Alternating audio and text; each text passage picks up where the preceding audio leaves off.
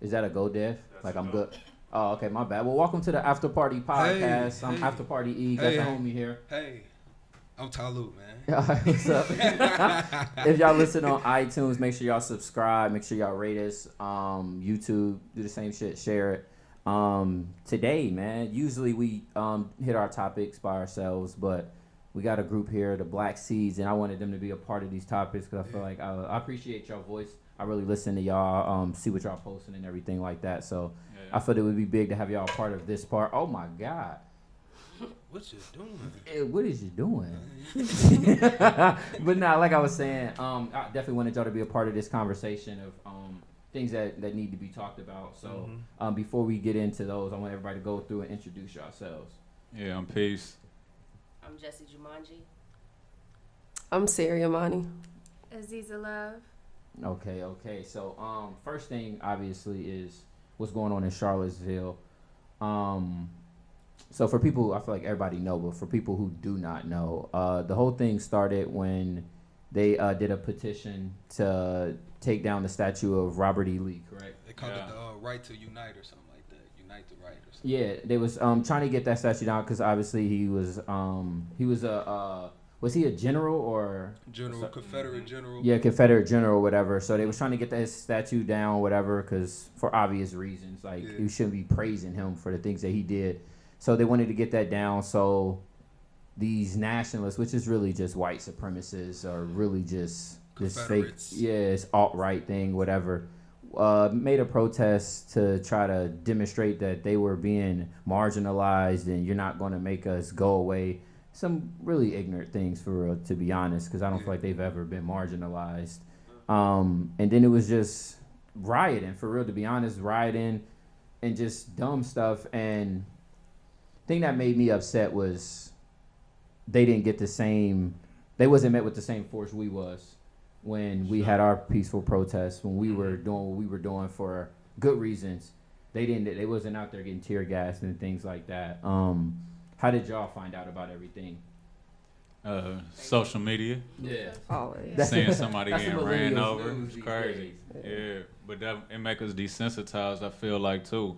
Because so many people done seen it, and now it's just like yesterday's news. You know what I mean? Because every time you seeing something on your timeline, either somebody getting killed, somebody fighting, somebody doing something, so you desensitized to it. So when you see something like that happen, a lot of times people looking at it like, that happened, but it's messed up, but you know what I mean? Because it's something else scrolling, it's something else grabbing their attention.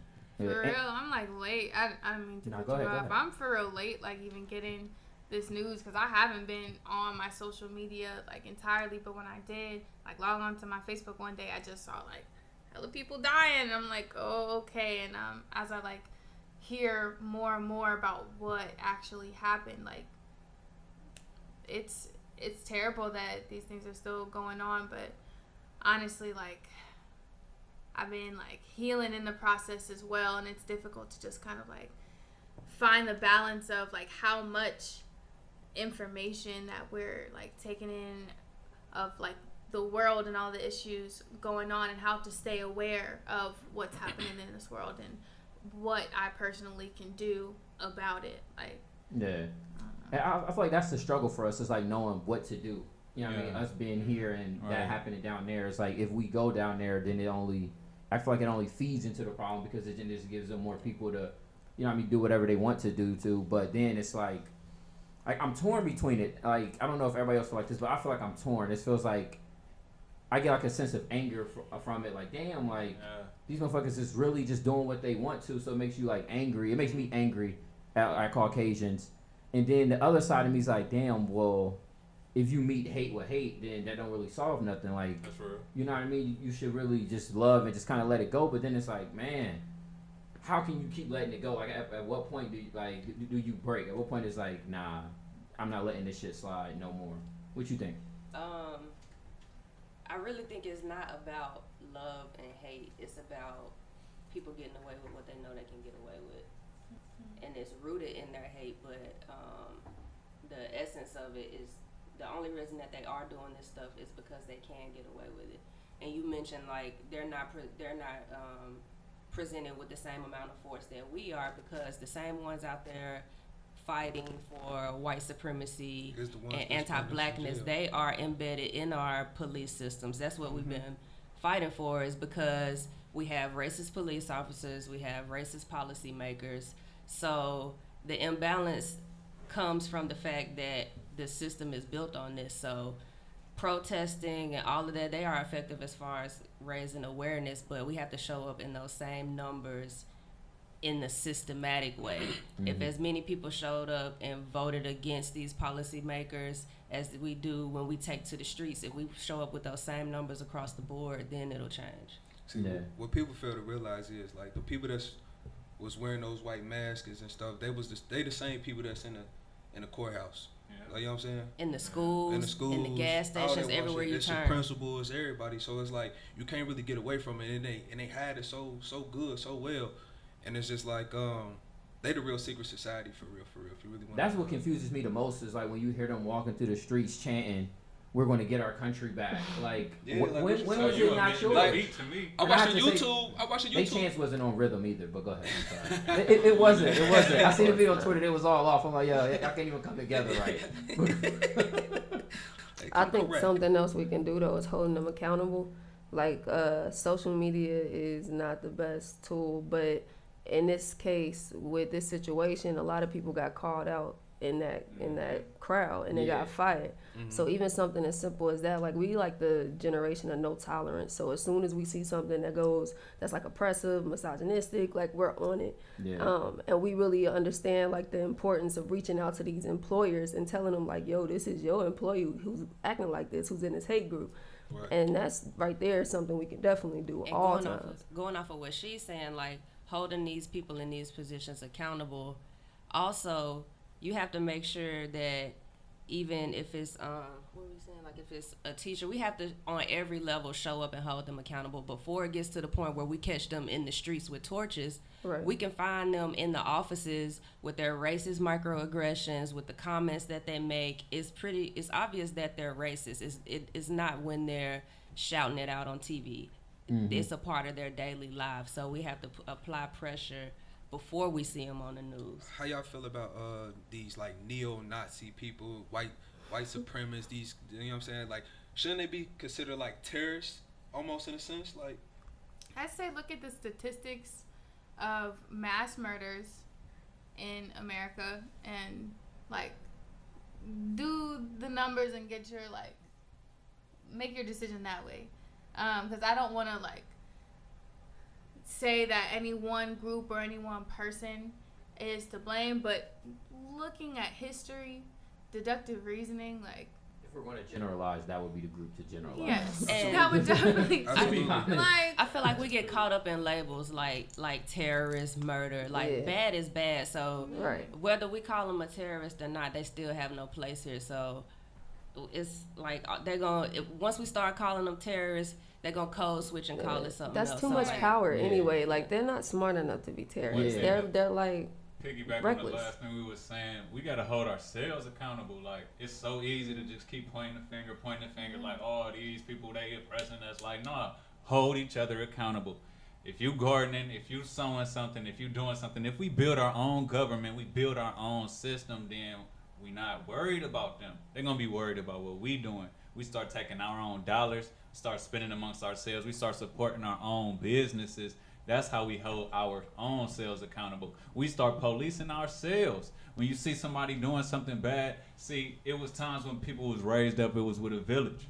So you seeing somebody doing something bad, you say something to that person. You hold them accountable like, no, we ain't letting that ride over here. But now it's getting to the point where everybody just free for all. We not holding each other accountable. So by the time some white person come in your community, they sitting there and they shooting at you when you were supposed to be telling him already that you weren't supposed to be out here running these streets. We need to find different things to put inside of your hands. So I say we need to hold ourselves. We don't need to look to nobody. Look towards ourselves, build ourselves up. And then like that's our army. That's our, you know what I mean? And in love, I'm not even saying it in hate. Just doing it out of what we need, building the family, building everything that we need. So when outside forces come, we solid. Yeah, I think a lot of it has to do with our career choices as a people. Yeah, like, yeah. We made being police officers not cool. Exactly. Like we've never made it cool to be really like lawyers or like judges, like city council, things like that ain't looked at as like cool. You don't really. That's not really like a it's cool because we career. don't know better. A lot of people don't. If you don't know better, you ain't gonna do better. So we just think like when we see police, it's just fuck 12, it's this and that. I feel like it's definitely conditioning. Like I feel like a lot of us have been conditioned. I personally have been conditioned not to strive to do certain things because of like the social stigma that it has. Like subconsciously and consciously, many of us are just focused on that social stigma. So no, I don't want to like sit and pay attention in this class because I'm thinking about what I'm about to go and buy later at the mall today so I can go to this dance at school. Like it's little things like that we're not like conditioned to latch onto, I think, at a certain age. And even with the police, like I hear sirens, I automatically think that somebody's about to die. Why would I want to be a part of that profession? Or I see the police and automatically I think of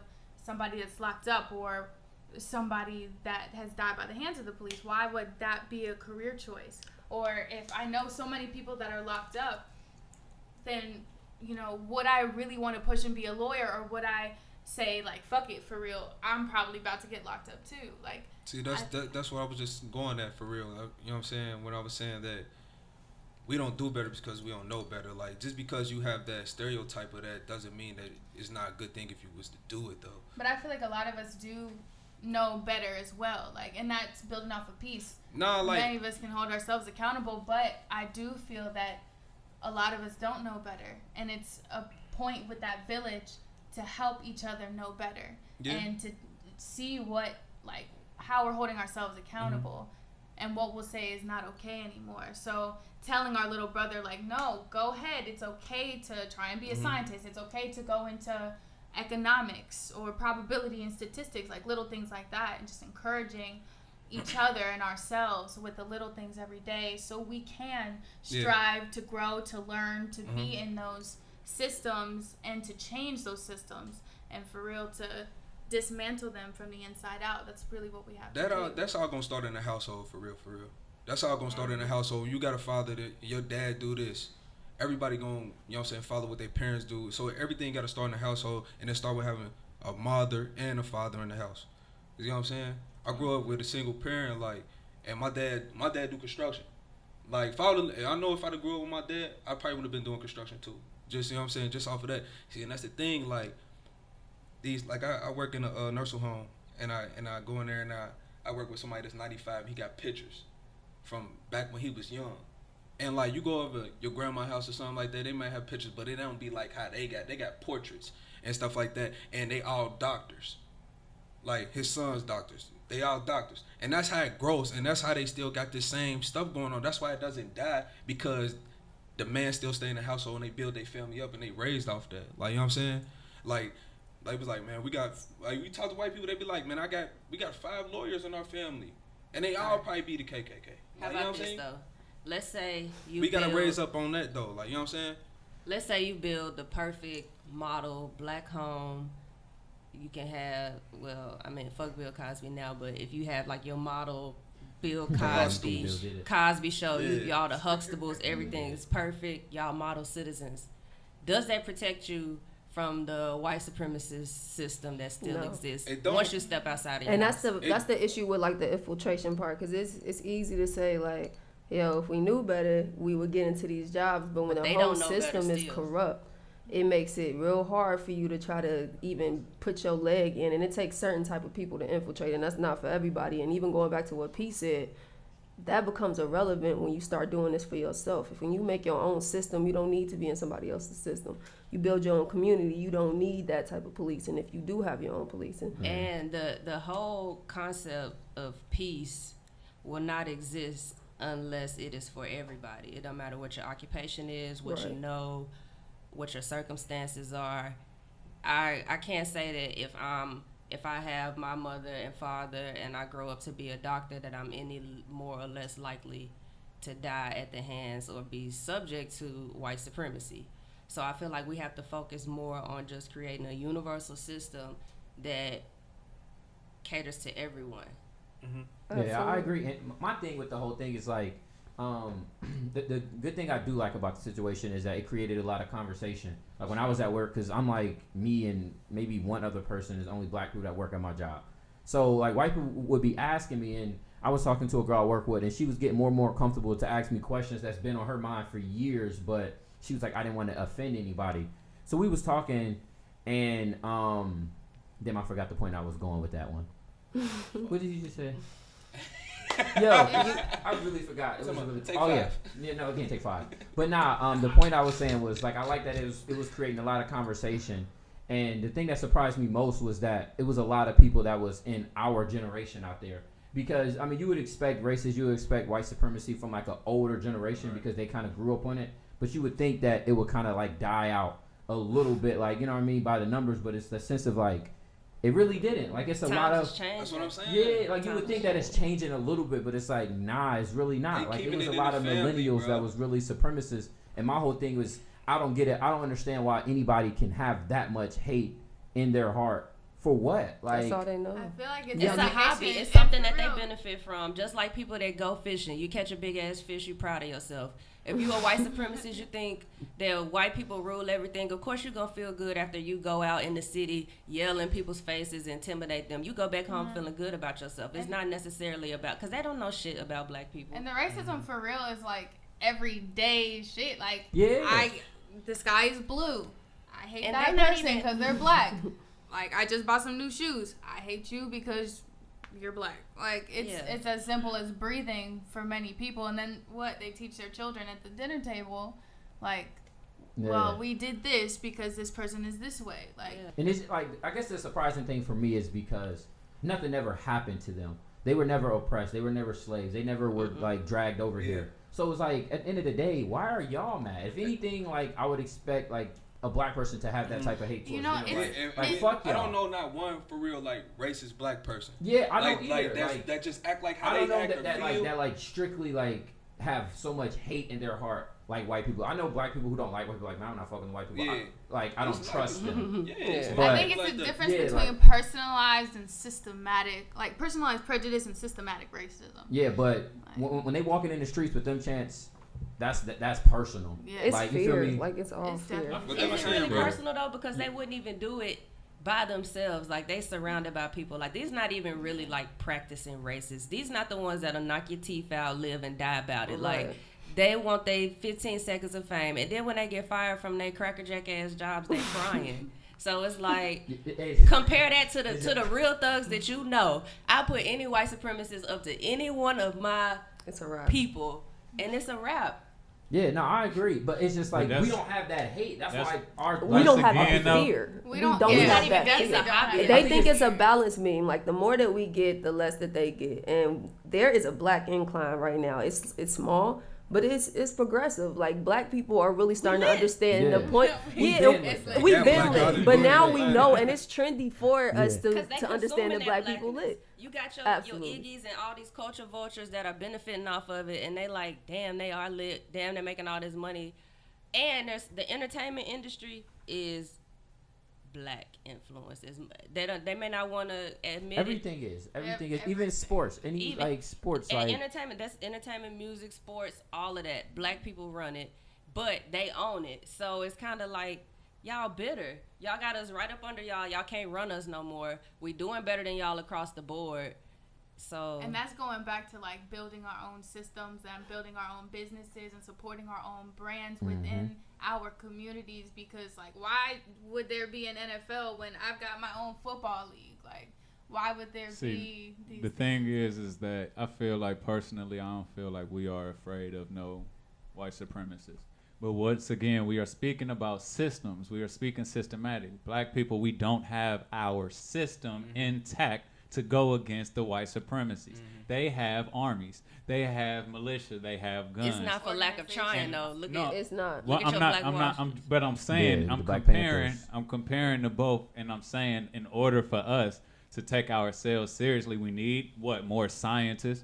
what are they doing? These scientists, they are deceiving us. They are putting us things in our food in particular. They're killing us in different ways. We need to combat that in all type of ways, not just when they got tikis, because they able to penetrate and they able to dissect in many ways that are not just on that TV screen. So and honestly, we just need that's to going to go build into them us putting that pressure on them, because even though we do need to focus on our community, that's where most of the focus needs to be. Some focus does need to be outside of us, because you need to keep an eye on what they're doing, the tactics that they're using, and you also need to make sure at all times that you got the upper hand in the situation. Like you have to, like, I know it's hard for me to even want to infiltrate into a white community or a white job, but sometimes it is necessary, because we should not have to, and this is just realistically, we should not have to get into these roles to make sure that they're okay. They should already be okay with the people that they're in right now, and those are the people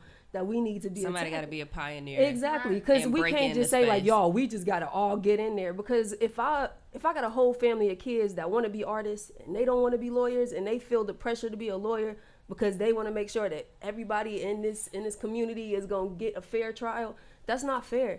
Like, we should have white people, Asian people, Indian people, all type of people fighting for everyone. Again, going back to that universal system, once we can get that, it's not going to be a matter of that white person is in power, we have to worry about what they're going to do with it, because they already going to know, like, I have no room for error when it deals with all these lives. I have no room for error, and that's that pressure that has to be applied.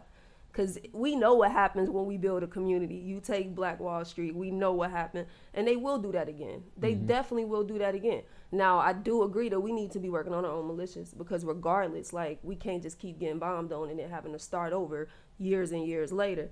But we got to keep that eye to them. Yeah. Do y'all think, like, a group like the Black Panthers could survive today? Yeah. Most definitely. Most definitely. They got so much more support. More covert, like, surviving in different ways today.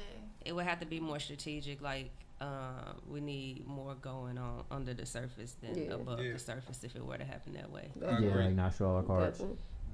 Definitely unplugging and having, like. Yeah. Did y'all see the one video from the this is the last thing I want to talk about with them.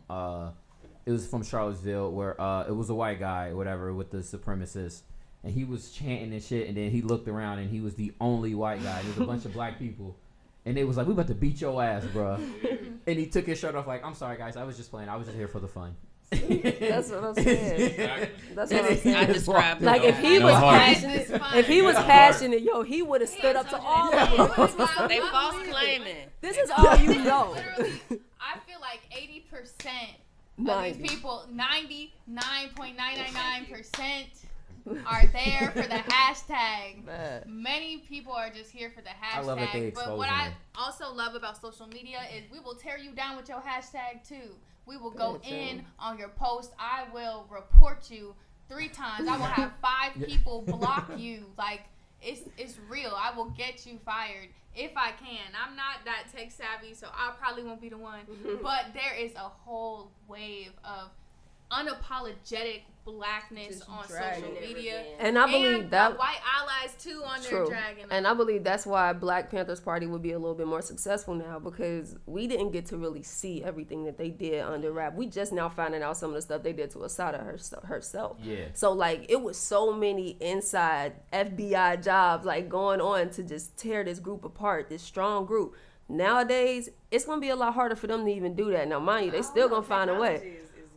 Very true, but with that people going live, it honestly can work in your favor. It depends on who is working on it. Does, and it depends on how you do it.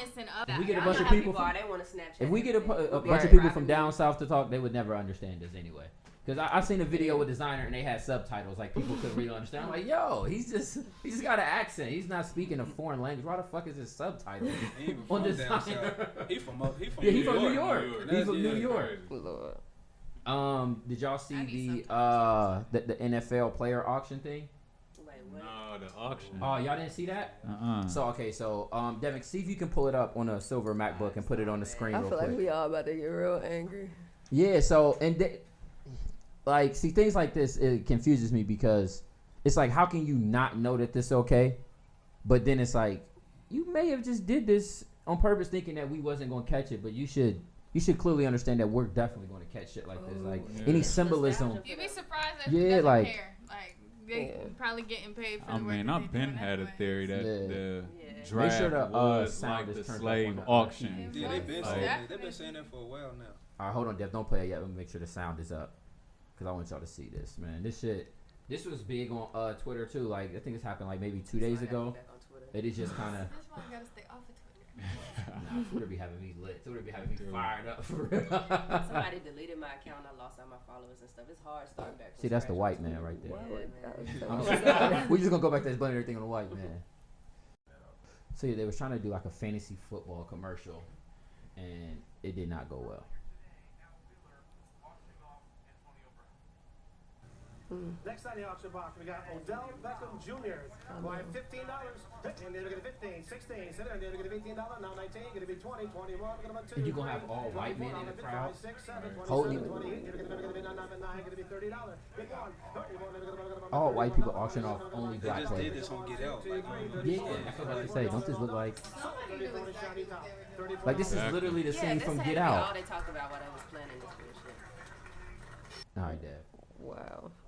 Literally the scene from Get Out, auctioning off like only black players to all white men. But I mean, that's what they do on draft day as well. Yeah, no, that's what they were saying. It was like ESPN NFL has not even been covert about what they do on NFL draft when they do, you know, your height, your weight, what's your background. How would you like? They was asking them stupid questions like, if you were an animal, what animal would you be? Like, It's not really. I feel like they've been doing this just like this in the video in different ways systematically for a very, very, very long time. That's what I'm saying. White people are never gonna be uncomfortable with being racist because it's the basis of everything. Like they would have to go so far back in history to remember a time when they wasn't racist, if it even exists. I don't think it does. exists. I don't think it does. Exactly. So it's just like ain't no. It's deeply like rooted. nature. Yeah, it is. It's like, slow. Very It's dead. deeply rooted. Like They that is might what go grounds back to them. Cain and Abel. You never know. I'm done. Like, is it to the point? Because I know they say like hate has to be taught, but do y'all think it's? It's fear. It's not hate. I really want you to understand. I Most think of it them is. I think don't it's a even mix hate of us. both, No, though. no. I If think you gonna they- call it hate, call it do not self hate hate. us. I think they hate us fear. because they fear us and they It's they know just who we a lot are. of So it's fear. like I get what you're saying, fear, Yeah. but I Honestly, think we're that not going back to fear brews into hate. Like It does after a while when like nothing happens, we're still here. So Yeah. like that's why the old ones are like mad as hell because we still here. But the young ones, they just been taught it. So like it's literally regurgitating information. It's muscle memory. Yeah. Like you said, when a ton of us are around them, they taking the shirts off and apologizing. that They was the don't- funniest shit. hate us, they just I need fear y'all us. to look that clip up when y'all. Oh, leave I it. definitely will. It the sounds like funniest it's shit. something. I like how that you said that enjoy. it's a hobby for them. Because I feel like it is. I feel like it's just something for them to do. Yeah. White When they people don't have anything spent else to- centuries exploring black and brown people. They were so fascinated by us. If you go to your library, you'll find a whole section of white people and fascinated and enthralled by black people. It hasn't changed, but they're trying to flip the script though because white people have been deeply in love with black people and what we have and what we have naturally been born into these lush environments with plenty of everything that we it, Def? need. So One thing I say about that draft though is all of the people that's sitting there all of these years, all of these athletes came, they might as well put their money together and start their own league. y'all remember and one basketball? I'm sorry, Peace. I didn't mean to cut you off. Start it over. Like.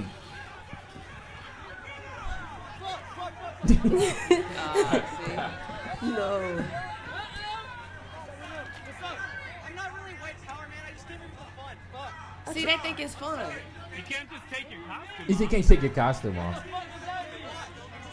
If you just came here to watch, you would just be standing there. Yeah, I did see the I ball. seen one. Let him have been a black guy around all the white people. Just be like, nah, What happened? You know what I'm saying? I'm cool. I just came here just to see what's going on. But they still would have took off on him.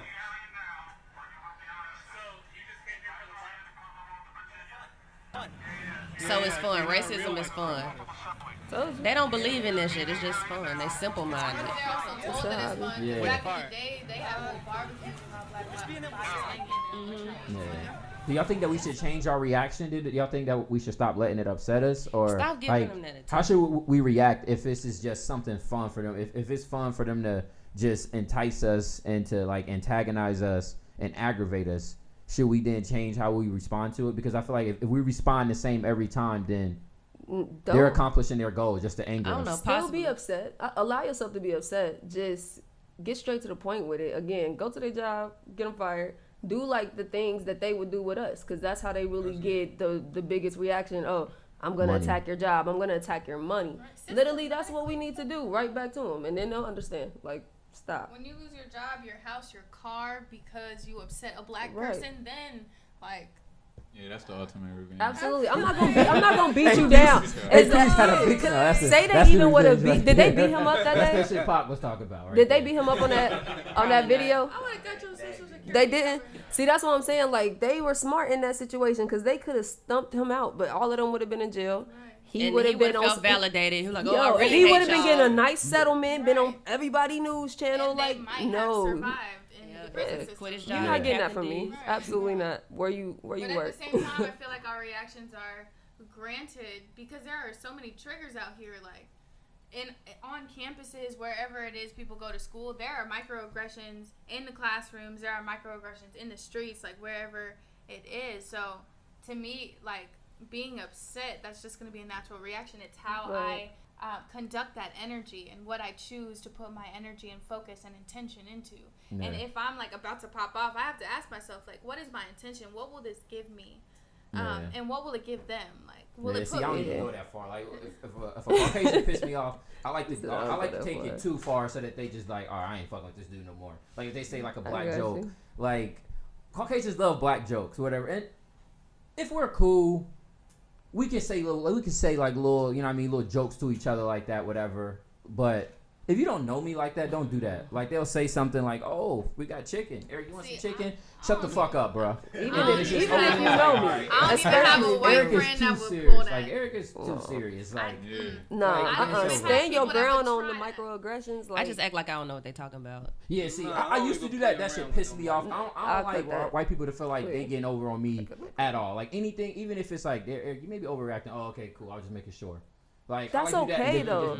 Nobody can tell you like do not do that. Like I will say probably don't beat their ass because that would be counterproductive. But I mean, if you're gonna stand your ground just on any level, whether it's you being like nah, cut it out, you saying like I don't even know what it is, nobody can tell you how to react because regardless, we all got to realize they wrong and these people are the ones that's wrong. It's not about our reactions. That's the issue. Like people put so much value on our reactions. Just knock their ass out. That's what you're saying.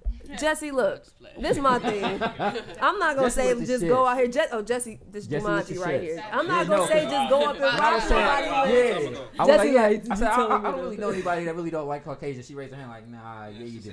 Jesse gonna be honest. She said you met one. She gonna tell you the truth. I love everybody, but if you don't like me, I don't like your ass either. All right, last clip, and then I want to get to more on the actual Blvck Seeds group. You know, while y'all here. Absolutely. Last clip, Devin, can you load up the Kim Kardashian thing while you load it up? Oh, is this? I want to. What she do now? Oh my God. You get me hit to all the ignorance. Thank you. For real. Thank Twitter. You so much. Twitter. Okay, I'm so glad I don't have one. I'm not sure if y'all familiar with Jeffree Star. I've heard of Jeffree Star. What is it? All right. Yeah, he's a makeup artist or whatever. So a clip had came out of him maybe like months ago or whatever. Let me find exactly what it was. So it's a clip of him saying like a bunch of like racist comments or whatever. Some of the things he said was he was like, I win by having diamond rims and you win by being a poor Mexican. Shut up, you fucking nigger bitch. You stupid ape. He asked somebody that was with him. This is like all on video. Like somebody had made like a compilation clip of all the racist thing he says. And it was like, will you beat this nigger up for me? And then another one was, let me see. He was like, oh, well, maybe you're not black enough to wear MAC. No, you're too black to wear MAC cosmetics. You should splash some acid on your face as, I guess, a base. Or I don't know what to call it. The foundation, I guess. So black people obviously was upset. We kind of outed Jeffree Star as a makeup artist. So then Kim Kardashian made like a video the other day. Go ahead and play the first clip. This is what she's saying to black people about Jeffree Star. Kim Kardashian is addressing black people? Yes. First, that's the first problem that I. Yeah. Okay. Yeah, that's what. Yeah. No, that's cool. Yeah. Cool. And guys, I see that my fans are totally hating on someone like Jeffree Star for being, honest about my struggle swatches. But because of his remarks, I'm learning how, from the best, from Mario, how to swatch properly. So, guys, and I see you being so petty, bringing up things in his past where he, was, negative, but he's also apologized for those things. And I get it's a serious deal if you say, racial things, but I do believe in people changing, and people that apologize, I will give them the benefit of the doubt and accept, that people change and move on. And I know better than anyone that I hate when people bring up my past or mistakes that I've made in the past. So let him live. I welcome honest, career offer. Comments about my products, and because of it, I'm swatching better now. So, and guys, Nothing. Kanye has not said anything yet. The biggest problem was exactly what you said was what Jeffree Star said offended black people. So Kim, that wasn't even for you. What he said, that wasn't even addressed to you. So who are you to tell us, yo, let's get over it? He apologized. She had to keep herself relevant, maybe, because I don't think nothing in her mind would have told her that was a good move. Why are you addressing the black community? Where's her publisher? And did they tell her to say this too? Kanye too ain't rich. No telling, man. Money talk. Ain't no telling if dude probably had her say that because That's he what wear I'm makeup. saying. In a video, she was getting makeup put on her. Yeah. So you know what I'm saying? Got paid to make She probably Yeah. money talk. It- Money it's make his people thing. do stupid shit. I definitely believe that. I don't pay attention to Kim Kardashian though. I don't either. The reason why it upset me is because a lot of black women will they support her a lot. Fuck with Kim So K. my thing is I don't appreciate I don't like that. I don't feel like you that on we that. support her so We're much. Black I China. personally don't, but fuck. That's why Black China doing what she doing. What's She Black go- China she have go- to say about this? Tearing up the whole family. She It's probably karma. somewhere just rubbing hands like Birdman. I- Just what's my Yeah, move I about don't this? know. Kim K is like the Undertaker for black men. That whole Kardashian family would just fuck your life up. Definitely. I feel like they're the new age white women. They the boogeyman. They not the ones that cry rape. They the ones that are we gonna fuck your career up if you leave us. Yeah. And there it is. But It's just like a vortex. It's like a bunch of racist black shit. Isn't hole, it? a white black Bunch hole. of racist I shit. wanted to Bunch talk of about y'all racist music shit, and stuff right? like that. Yeah, let's get past Yeah, Kim yeah, K. Yeah, we done now. That's it. Yeah. I want to talk Big about. left turn. How did Yeah. Blvck Seeds come together? No, first before we get how y'all came together, Blvck Seeds, the actual name has a funky spelling to it. Yeah. Does that have a meaning behind it? It does. Oh yeah, can y'all explain that? I think Jesse should honestly. Okay, Blvck Seeds is spelled Blvck Seeds. It's an acronym meaning Black Liberation via Creativity and Knowledge, and that just speaks to kind of the essence of us. We use all of our talents together to create spaces where people can express themselves and progress together and network and uplift their community. Absolutely. Spot on. Yeah, Spot that was on. deep. I like that. Can you say the acronym again one more time? BLVCK, Black Liberation via Creativity and Knowledge. That's dope as shit. So how did y'all all meet up? Were you guys all high school friends, or how did the group come about? I've known Peace the longest. Yeah. I seen Siri in the Greenwich. She was a little pup. But she was doing spoken word, and I was throwing events similar to what we doing right now. I was doing it with a different crowd though, and I seen her, and then I think we met again at the Mockbee, and I was going up for the spoken word, but she was the one that was almost curating the event as well. So when we linked again, me and her just connected. It was a fire. It was a chemistry. Basically, our creativity, what drew us together in our go-gettedness. And then I met Jesse. Well, we met Jesse together. And I met Zeke. Jesse a year. Well, I had talked to Jesse a year before. I'll tell you how they met me. Yeah, Jesse just was boom, shook up the mix. So I moved to Cincinnati about 4 years ago. I laid low for about 3 of those 4 years. And then last year, I kind of just started getting out. Doing more things in the community, going to different poetry events and stuff that they were involved in. And like after a while, we just kept noticing that we were seeing each other at community events. So I'm like, okay, these are people that's like really passionate about their community.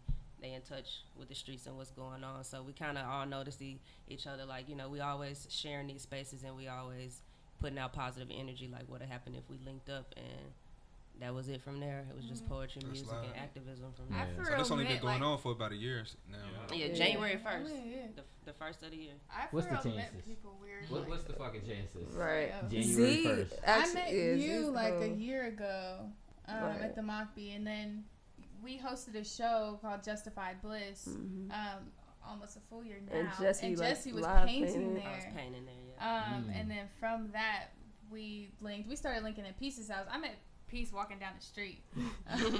So after that, like everybody you got to tell that story. You can't just say you got to Peace walking down the street like that. No, okay, so it was really just a passing by. Like I was with a friend and she said, "Yo, this is Peace."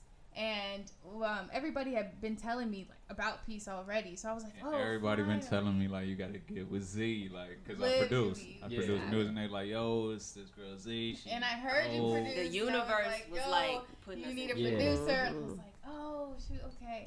So and after that, we just started like hanging out at Peace's house, just having like freestyle sessions and writing sessions, and that started happening like really, really frequently. And then we started meeting at Jesse's house. And the vibes just kept going, and we kept like just forming and building and just working with that gravitational pull that I think we all had, because we all genuinely rock with each other's artistry. And in addition to that, we all can like tolerate each other for long amounts of time. Like, which is very rare and very That's special. Very rare. That's very special rare. too. I hate these I'm things. I think also what tied it in was when we all got together at and recorded with Boosie Collins as well. I think it was like, that's my man Uncle. So okay. It was magical, especially for me. Like I grew up really listening to dude. Like so, it was something like a staple in my life. Like it was a moment in my life, and I'm like, I'm sharing it with them, and I understood that like I couldn't have did this shit by myself. Like I wouldn't have been in this space by myself. So I was really appreciative like of how professional everybody was, and how like we knocked it out. Like we really impressed people that's in the industry that have been doing this for years, people that we look up to, legends. So that kind of sealed it for me. Like, you know, some things you just don't force. Like some things just happen, and this was one of those things. We already had like this random group on Facebook that I forget. It was called something like the Tribe or something. So I remember like the first day recording at Bootsy Studio, we sat in the car together and we're like, all right, so we got this name, Blvck Seeds Tribe. We want to be Tribe, but who is actually going to be Blvck Seeds? Because we have so many people that like are just part of Tribe. There's kind of two different entities. So we've got Blvck Seeds Productions, Blvck Seeds Tribe, which is our LLC, and the music group, our production group, and then we have Blvck Seeds Tribe, which is our nonprofit organization. So that extends love, and it extends family out to people in different cities that are in the community doing their work, doing street sweeps for themselves in their communities, doing like gardening workshops and things like that. Or just in schools, just in different places, doing their thing. So. I think that's the number one reason why I pay attention to you guys as much as I do, is because of you guys' community events. Like, I see them all the time. Like, I see the gardening thing. I was supposed to go last week, but I fucking woke up late. Because I had planned this interview maybe like a month ago already. So I wanted to actually go to events. I tried to go to the book club thing. And I didn't realize, I've never been to the downtown library, so I didn't realize it was 3 floors. So I got this Caucasian lady like walking me all around, like, "Yo, you sure it's the book?" Like, I'm positive. I'm showing her the flyer. She's like, "Okay, well, we can find it or whatever." And I couldn't find it, but the point is, it's like I see the events that you guys do, so that's what really made me gravitate to you guys so much. How did you guys even like start up with your choice of events that you do, like, because they're so different. Like the poetry, a lot of people will say like, "Oh, Cincinnati, we don't have any poetry events, but you guys do them all the time." Like every fourth Thursday. Yeah, so we're all artists and creatives, and we do so many different things. Like Peace does the music and the videography. I do the poetry, the lyrics, the painting and visual art.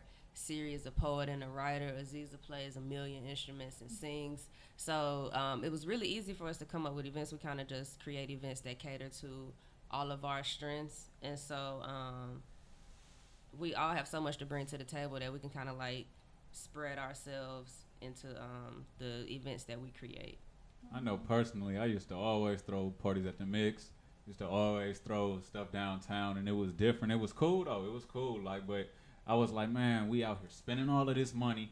We out here doing all of this. We stunting on each other, but we ain't really taking nothing from each other. So I'm like, as our people, we love rhythm. We love dance. This is in us. So I ain't never trying to take that away. But I'm like, why don't we produce something that we got vendors at? We got people that's building. We got people that's still coming out and having a drink, still having a good time. Like, we got DJs and everything, still could dance. But I wanted somebody to leave with something like a connection, networking. Like, it's just more than just getting drunk every single week. Yeah, we're trying to create a lifestyle. That's why you can connect with the tribe on so many levels. Like, you could party with us. You could see us, like, being transparent. You could see our poetry. And you can see us being passionate with the music and stuff like that. Or you could just kick it with us on a Sunday morning gardening.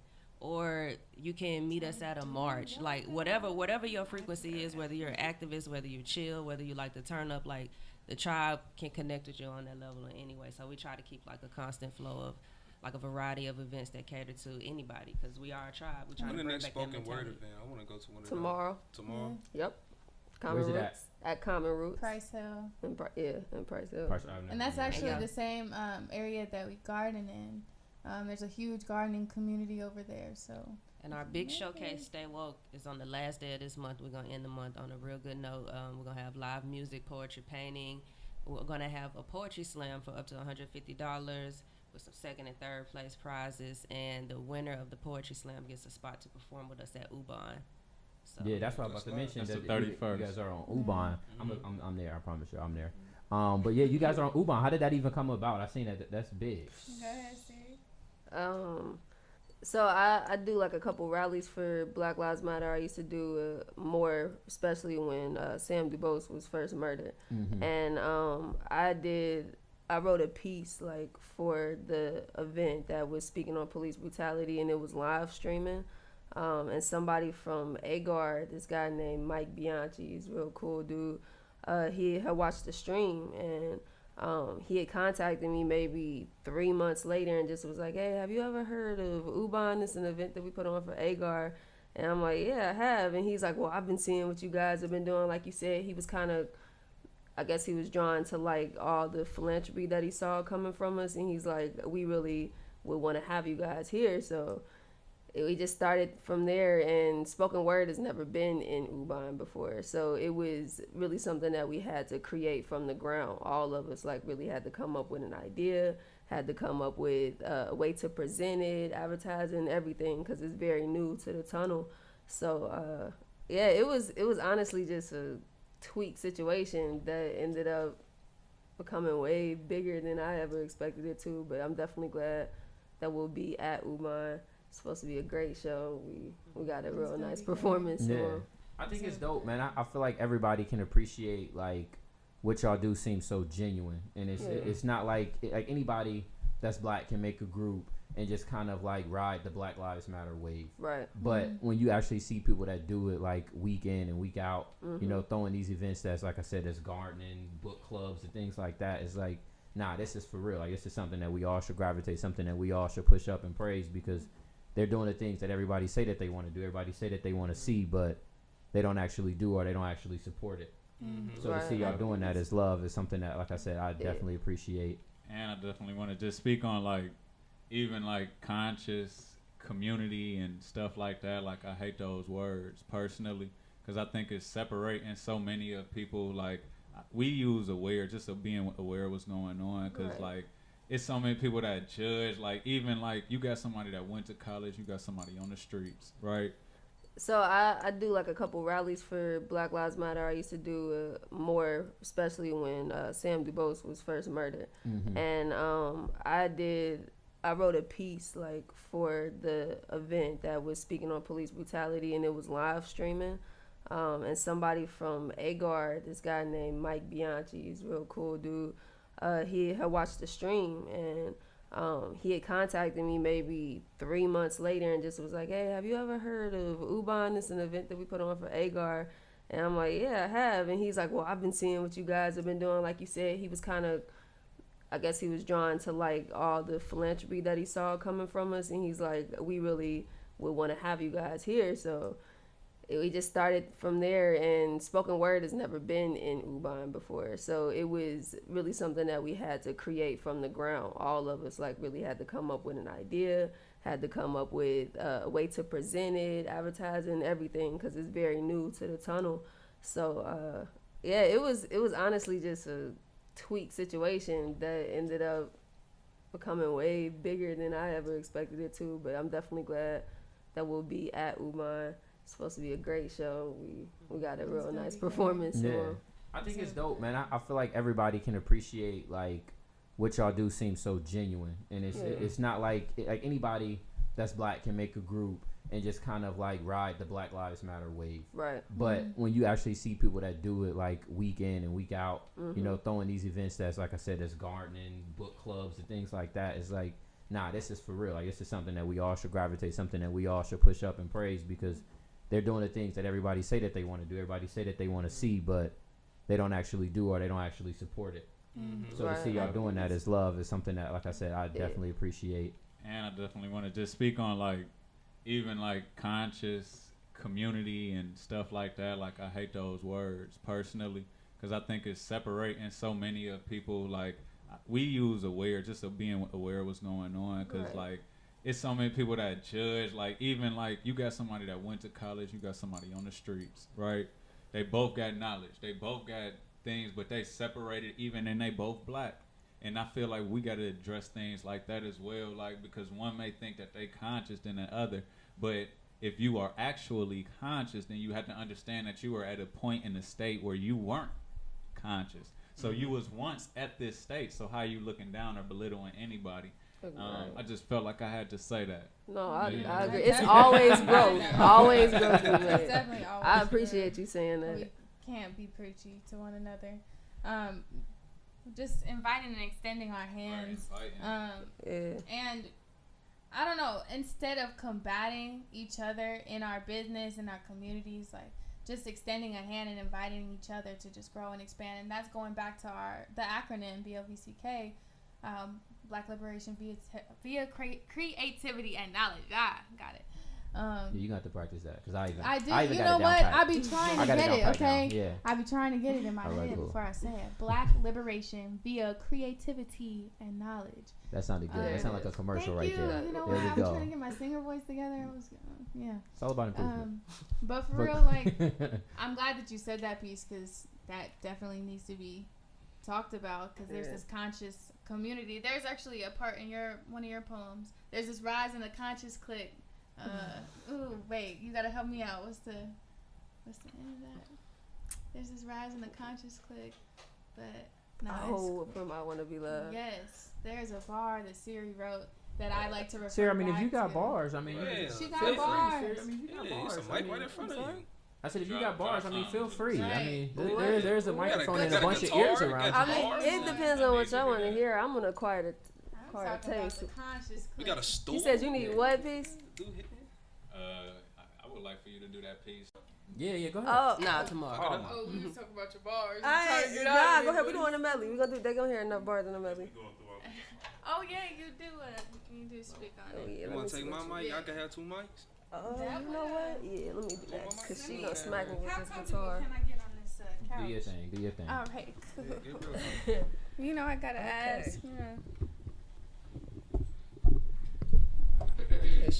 not gonna get out that easy either. Right. Yeah, All y'all got bars. I need to hear both of them stuff. Hey, Lou, you're not gonna get out that easy either, Lou. Whoever got bars, I need to hear them. That is the other thing about Blvck Seeds that I do appreciate. Like, we all really elevate each other, and we all push each other, and really make sure like each other get that spotlight. You gonna hear us a lot of times being like, "So what's up? Right. Let me hear you." Yeah. That gentle nudge. That's that. Yeah. Everybody needs that. Everybody needs that. I just believe in y'all, man. I really do. So the Drake medley comes from a series that we're working on called Love, Sex, Late Night Tech. So we picked the artists that kind of talks about nothing but that, and we made a medley with some of his like best songs. So okay, the condition always with this is that y'all got to sing the songs if y'all know them. You understand? You got me. No, don't let me do this. Listen, I'm serious. That's my godfather. I'm actually be All right, cool. We in business. Yeah. Jesse, you gotta hit that. Is it cool? Nah, fam. Hey, It's a tribe affair. I'm ad-libbing. Peace hit that baritone ad-lib? too. I Yeah. need to see somebody like do a little jig or something. Like, We're gonna get See these shoulders? hey, there you go. Ooh, okay. You feel me? There you go. Feel free to like make noise if you know something. Drake do? Yeah. I'm more than just an option. Hey, there you go. Every part gotta be sung. We forgot time. Yeah, there we go. I took a chance with my heart. Yeah, y'all sound good. I feel it taking over. I better find your love. Give me love like everything you've ever wanted to give to yourself. Give me love like you're giving me health. Save my life and take my breath. I'll be full with nothing left for you. I better find your loving. I better find your heart. I bet if I give all my love. And then y'all gotta sing this one, cause I know y'all know this one, alright? I heard you good with them soft lips. Yeah, you know word of mouth. The square root of 69 is a song, right? Cause I've been trying to work it out. Oh, Good weed, white wine, shit. I fall in love in the nighttime. Well, okay, here we go. Only thing we have on is the radio. And I need a replay for the day we just had. The melody in your smile, the harmony in our laughs. This love is my favorite song. And memories like these are our lyrics. From the day we met, I knew this duet would be my favorite. I could feel it or I could hear it. Like a childhood banger, you thought you forgot that when the beat drops, you recite the lyrics on spot. That's our song. That's our song. So, shit. Let it play. You say you gotta leave, but I know you wanna stay. You just waiting on a traffic jam to finish, girl. Things that we can do in 20 minutes, girl. And I pray for green lights to hold right there. You got one hand on the wheel, the other in my hair. I tell her not here. We spraying. I turn on Tiana Taylor because I want you right now, not another minute later. She thought laying bare meant that she was truly naked. Till I turned her body inside out and left her vessel vacant when it was no longer legs but a soul that was shaking. Her beauty's natural. I'm a disaster. It's only right with earthquaking. Watch me going out of my way when I should've went home. I don't hear y'all. I got this plan okay. on my own. I Okay. was stripping off out. Used to sleep with your crib. To drop by barbecue lips. Pick you up on the way. We ain't spoken so long. Finally put me in the past. I can still get you away. I can still make you laugh. You should call into work. If that ain't too much to ask, I could pour you up a drink. We could burn something. Come through. So O&W is exactly what I told her. Guess I can finally forget. Do some shit I'll later regret. That's usually how it goes with these late night texts. Call me on my. You used to. Hey, come Yeah, on. y'all know this one. You used to call me on my. Y'all gotta follow me. Y'all gotta follow me on this one. Alright, go ahead. 11:53, I texted WYD. She says nothing, just got home because we all went out to eat. She double texts, what's wrong? We haven't spoken like a week. I look, delete. Scroll through my contacts, make a random selection and repeat, yo, WYD. Now this one replies instantly, why are you missing me? If missing her means lonely and desperate for some company, I'm like, shit, yeah. Now she's all excited, she's like, you do. And I'm like, yeah, but what are you? I remember she's a model, but I met her at the dock, so I can't give her my heart. Some shit you just gotta play smart. But anyway, I said, where are you? And after all that overthinking, she's still at her dad's barbecue. So who's gonna be next to get this late night text? Who's gonna keep her seat warm? Who's gonna help me forget? Who's gonna give me the love that I can't give to myself? And who's gonna answer the phone when I call after 12, yo, secretly? I'm getting tired of the cyber hangovers. Playing Russian roulette with phone numbers, random numbers in my inbox with no name on it. So whenever they text, hey Siri, I'm just like, what up, homie? Yo, I miss the intimacy. Your fingertips on my skin feeling me, not sexually, but almost like you were healing me. Meanwhile, I'm getting my consoling through emojis and expressions through abbreviations, cause chivalry is dead shit, at least in my generation. Hey. I want the money, money and the car. Yep. Y'all know this song. What else? Hit that note.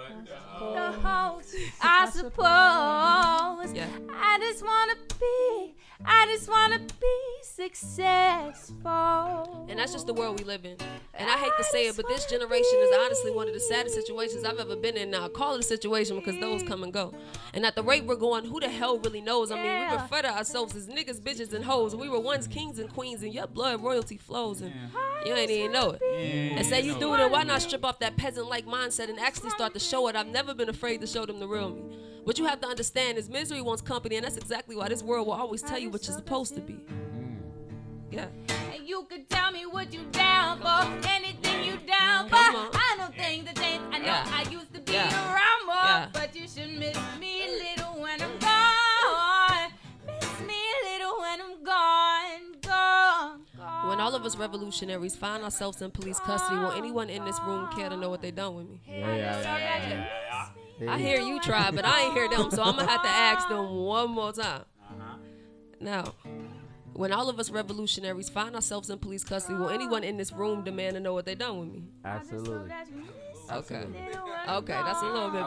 Made me feel a little bit better now. Okay. You got me high over here. Yeah, let's get them back. I agree with that. I just took my time with all that shit. I still believe in that. I had someone tell me I fell off. Oh, I needed that. Yes, I did. And they wanna see me pick back up where I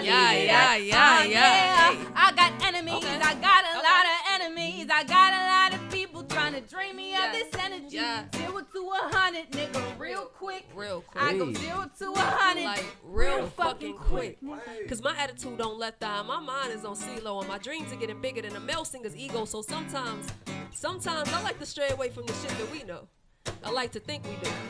Like real fucking quick, nigga. Smile in my face. Yeah. Whole time they wanna take my place. Whole time they wanna take my place. Whole time they wanna take my place. Yeah, I know they wanna take my place. But I can tell that love is fake. And I don't have the time for it. But yeah, I don't got the mind for it. If you want me to perform at your spot, you might have to sign for it. I'm not feeling myself. I'm respecting myself. Cause I know I got the grind for it. And look, I'm tired of being used. Feelings abused. So if you want me to go from an associate to a friend with me, it's just some shit you gotta approve. Now don't blame it on me. Shit, you can blame it on them. Trust issues. Always slide down in there. Listen. Baby, you my everything. You all I ever wanted. We could do it real big. Thicker than you ever done it. We be up on everything. Other hoes ain't never on it. I want this forever. I swear I can spend whatever on it. Cause she hold me down every time I hit her up. When I get run, I promise that we gon' live it up. She make me beg for it till she give it up. And I say the same thing every single time. I say give me love like everything you've ever wanted to give to yourself. Give me love like you're giving me help. Save my life and take my breath. I'll be full with nothing left for you. Nothing's gonna tear us apart. Let's run stay woke. Just sound on the guitar. Hey, that was dope. That was dope. Yeah. Can I Oh yeah. Yeah. I've heard about that piece on 3 separate occasions from 3 separate people, and that's why I wrote you about it. Like, yo, I keep hearing that we got this Drake medley, so that was dope. That lived up to everything that everybody told me about it. That is the Drake that medley. was beautiful. That was beautiful. Thank you very much. Yeah, our series Love, Sex, and Late Night Texts is like a compilation and journey of like a lot of the pieces that she's written by herself and that we're writing together. It's a really cool. Yeah, that was dope. I appreciate that a lot. I love that. I love that. I hope y'all know that I'm going to take that clip and I'm going to put that in my iTunes just to let y'all know. I'm so glad. That clip is stolen. Cool. I just want to let y'all know just in case y'all see it somewhere else. Hey, as long as you cite your sources. Hey, yeah, absolutely. You know what I'm saying? Yeah, now we're going to have a whole video. We're going to have a whole video for y'all. Looking forward. You want to do some other pieces? I got a piece. Yeah, absolutely. Oh, let's go then. Stay woke. It's up to y'all. In my city, there's more better. We gotta come correct. All right, let's just run one and then we hit stay woke. You wanted to do something? I want to do something kind of related to the topic. I'm gonna do no presidents. Hit that. All right. I don't need no president to represent me. Nope. The president ain't protecting us queens. The cops still harass me at my residency. They think a nigga don't belong here, evidently. And that's enough evidence to leave me dead in the street. But you can't murder God's children. You just setting us free. And when you put us in the ground, you just spreading the seeds. Your hell on earth don't compare. We get in heaven for free. Black fathers being killed and pregnant mothers body slammed. 15 seconds of fame, live from a body cam. But cops still throw rocks and hide their hands. Tamir Rice, Sam DeBose, and Sandra Bland. Damn, this has to be stopped. We living in a land where you can die over a traffic stop. And the cop get a paid vacation while another black family make funeral arrangements. I don't need no president to represent me. The president ain't protecting our kings. Incarcerated disproportionately. Victims of excessive force in the streets. Black child don't need no president to represent you. The president ain't protecting our youth.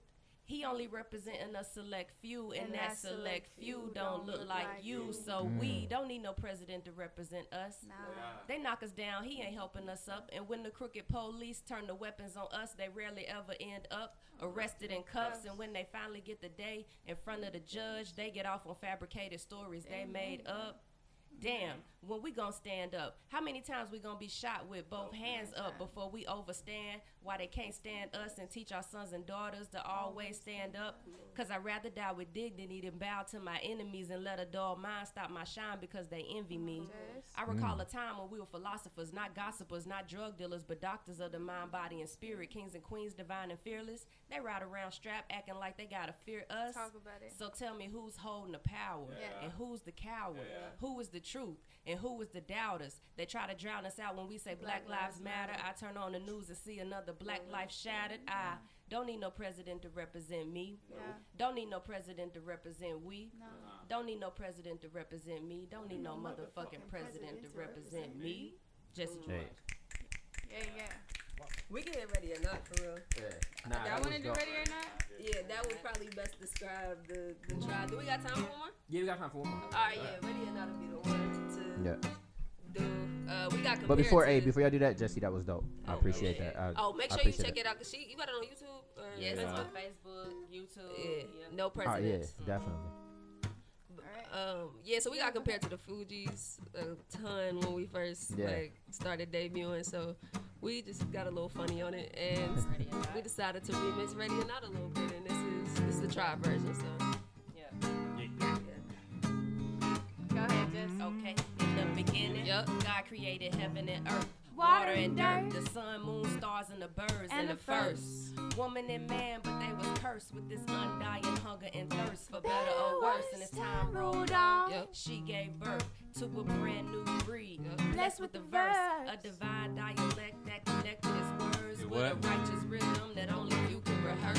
A poetic placement of sounds, nouns, and verbs. It came naturally like the pounds of herbs, with a flow like Cain. Amazing how she was able to bring a whole nother degree into a rap round table. Then along came a viper into the cipher, claiming he knew what strife was, gun and knife was.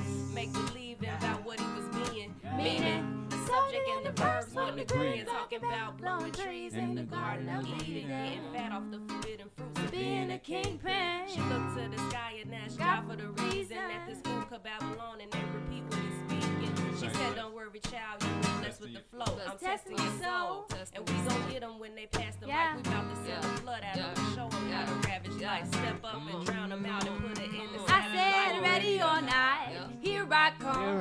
You can't hide, no, I'm gonna find you. I'll make you want me. Ready or not, here I come. You can't hide, no, I'm gonna find you.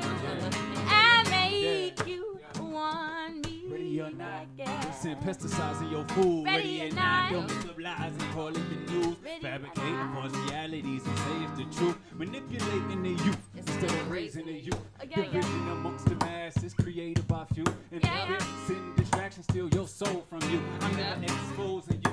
I'm just holding you accountable for all of your actions. Let's reprogram the masses to all look within. Cause everything you need has been birthed in your skin. The earth is the womb, so I will still abuse it. Forever students to the universal music. Let's reconnect our roots, become one with the ancients. Let's reconnect our roots, become one with nature.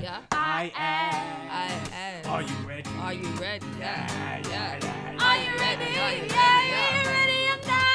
Here I come now, you can't hide. No, I'm gonna find you and take it slowly. Ready or not? Here I come. I said you can't die. Yeah. I'm gonna find you and take it slowly. Don mind is breaking, souls are shaking, and none of us know what to do. We all confused, but shit is cool, cause we young and you know how kids do. It's just, it gets so dark sometimes. But there's still light in our eyes. We rely on intuition to guide us through the night, holding hands tight, preparing for a fight, synchronized singing, nigga, we gon' be alright. I said, we gon' be alright. Even though most of us don't believe it. The end is near, but we gon' act like we don't see it. We keep moving forward. Our success is our reward, regardless of what's behind the soon open doors. We already won. Where there's complete darkness or the return of the sun, we did it together. Made each other better, successfully created soul ties that can never be severed. We cracked the code. Now interactions birth immortality, cause this shit never gets old, even with all these personalities. Now I don't think the darkness is ready for us. Matter of fact, it's already gone, and I'm starting to realize that we were that light all along. We are the dawn. We are the dawn. Yeah, we are the dawn. Yeah. Man, I love y'all, man. That was dope. That was fun. Nah, that was dope. That was dope, man. That's my first time ever hearing that piece. That was dope. That's stolen too. Nah, for real, that's stolen. Nah, I love that. Can I get a feature? Yeah. hey, nah, you gotta hear his beats. You gotta hear pieces of beats, man. Nah, dope, man. Before we get out here, they can get to hear y'all more of y'all music and things like that. Well, tomorrow we got a birthday party and benefit for a woman that we met. Her name was Pretty. She in the community, always came out. It was her birthday. She going through a lot, so we trying to raise some money for her. So if we gonna use our poetry, we gonna use our creativity and our knowledge. We're gonna help the young woman out because she's helped us out in so many ways. Absolutely. And also we had a 31st, which is the main one that stay woke. That's at Bia Koto, the African Culture Center. And we got poetry, we got food, we got vibes, we got a DJ, we got prizes, and also we got vendors. So if you're looking for the people to support that look like you, that you can't really find them, or you're looking for shea butters, cocoa butters, whatever. If you're looking for art, coconut oil, if you're looking for jewelry, whatever, culture, jewelry, we got custom jewelry, we got food, we got all kinds of things. But the poetry slam, you're gonna want to come and enter and make that money, okay? And we're Ubon slot. And that Ubon slot. So if you got talent, which I'm sure, right? We're performing at you can't lose. September 8th and 9th. So really, just follow us on Facebook, Blvck Seeds. We're constantly keeping everybody posted. And we also have Bewilder Fest, but we've also got this Words on Water. We're doing a poetry boat ride. The garden he facilitates. That's every Saturday. Y'all gotta follow us on. Let me tell you something about the gardening. Tell us about it, Brother It's so beautiful Nature. that people are gardening, but the most important thing is the conversation. At the end of the day, the conversations is gold, bro. I'm glad that we planting. But if we didn't do it, as long as we was just conversating, as long as people was able to release Saturday mornings, you usually ain't doing too much. So when you do it, then you know you're doing something for yourself and for the people that's around you, and it's the good conversation. I go for the conversations. That's really my secret about it. It's very loud to just get and talking because it's new people all of the time, and they all they say is, man, it's so loud to be connected with somebody that you know what I'm saying, is a like mind that's out here trying to do the same, and it is so powerful. And everybody that's watching this, y'all connect Let's with us. link. Whether it's music, whether y'all got something going, whether it's us that got something going, we are trying to connect. We are not the egotistical type. We trying to get in everybody's circle. We trying to build and we trying to grow. I gotta take this moment to shout out the street sweeps that Cincinnati Peace sure. does. If This y'all Sunday too. This Sunday. In the T. Yes, check out Cincinnati Peace Movement. They are out here cleaning the streets. So follow their page on Facebook. You can find out when and where. You'll probably see us there. Let's just link, connect, network.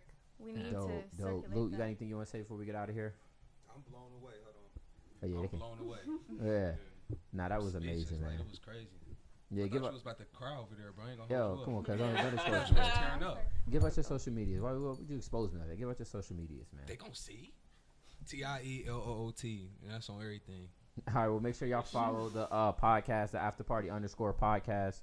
iTunes, Instagram. Follow me, After Party E, on Twitter, Facebook, Instagram. I want to thank y'all for coming. It was a short notice, but I appreciate. I appreciate it. I really can't wait for everybody to see what happened here today. I really want to get these videos out in the clips because the performances y'all just put on was dope as shit, and that's why I really wanted y'all here because I really wanted to spread y'all word and spread y'all message And like I said, I thank y'all for coming. Thank you for having us. By far the best performance here, you know what I'm saying? People try to get their rocks off in here all the time. Give me some. Cause we that. Hold on. You gonna leave her hanging? Oh, my bad. Yeah, you saw that? I was like, hold on. You just said you liked it. We didn't have us perform. We had Butter perform on here, so that's a big statement. So thank y'all for coming. Thank y'all. Well, the After Party Podcast, man. Fuck with us. Bless up.